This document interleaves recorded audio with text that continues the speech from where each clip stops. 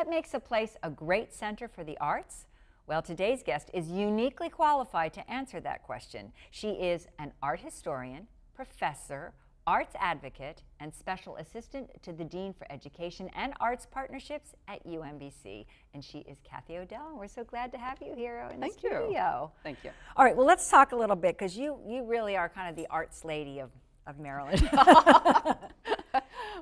But your background is visual art, correct? And art history. Yeah, and art history. Modern and contemporary. Okay, so I'm going to ask you a question. What do you think, what is the direction you see contemporary art going in right now? That's a great question, and I'll give you my personal opinion. Okay. Okay, and probably because it's the most interesting and exciting to me, and that is socially engaged art practice, equitable community engagement. Okay.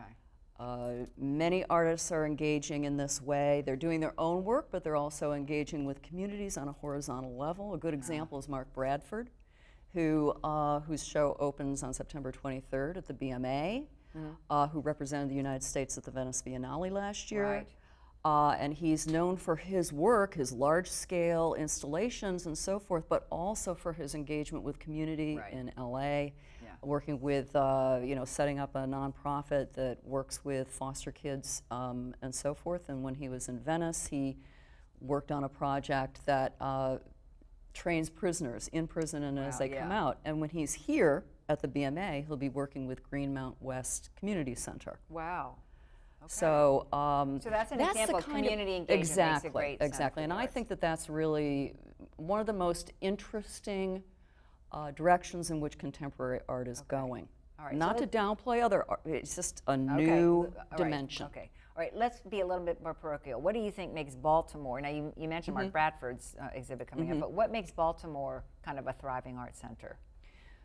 I think because Baltimore has such deep roots in community engagement, going way back to the 19th century, and in terms of African American traditions and the important institutions on the Avenue, for example. Right.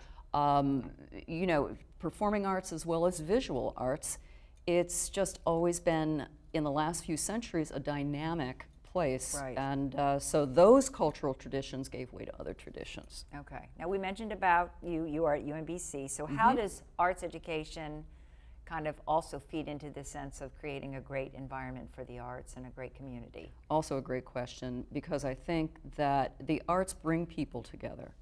And so in an educational system, we need to, and arts are also very natural to kids. And the educational system can continue to foster that, or it can shut it down. So it's very important to keep nurturing those artistic instincts in kids. So the educational system is very important, K through 12, and then on up to higher ed, to continue to build systems and engage in policy making that support all of that. Yeah, so tell me about some of the local organizations who you think are helping foster a great sense of art and community here in the region. Sure. I think on the educational end, just to continue there, would be Arts Education in Maryland Schools Alliance, which is called AIMS Alliance. A lot of acronyms are going to come out in the next couple of seconds. But I'm glad you said what it was. And that's been in existence since 1992. Founded by Marianne Mears, and very important in terms of art advocacy. And adding media arts, for example, is the 5th discipline in schools now, beyond the 4 usual suspects of dance, music, theater, and visual arts. Greater Baltimore Cultural Alliance exists for building up art and community engagement in Baltimore City. Speaking of acronyms, GBCA, how many people know it? Yes. Greater Baltimore Cultural Alliance, thank you very much. And that's in Baltimore City, but also serves the 5 surrounding counties. Very much so, yeah. And then, of course, right here in Baltimore County, we have Baltimore Commission for Arts and Sciences. Yay. Yay. So the arts councils in any jurisdiction are very important too, as are the arts and entertainment districts. Right, okay. Let's talk about how families now can also, and parents can help nurture this kind of love for the arts, and your ideas on that. Sure. Well, I mentioned schools and how important the school systems are if parents have time. Okay. And of course, that's rare, I realize, because a lot of working parents, including You and me. Yeah, right. But being able to volunteer in schools is really a great way to go. Yeah. And also libraries. Oh, yeah, Libraries are free, they're open late. I heard one renowned arts advocate in Baltimore City say recently that libraries are the future museums. Yeah.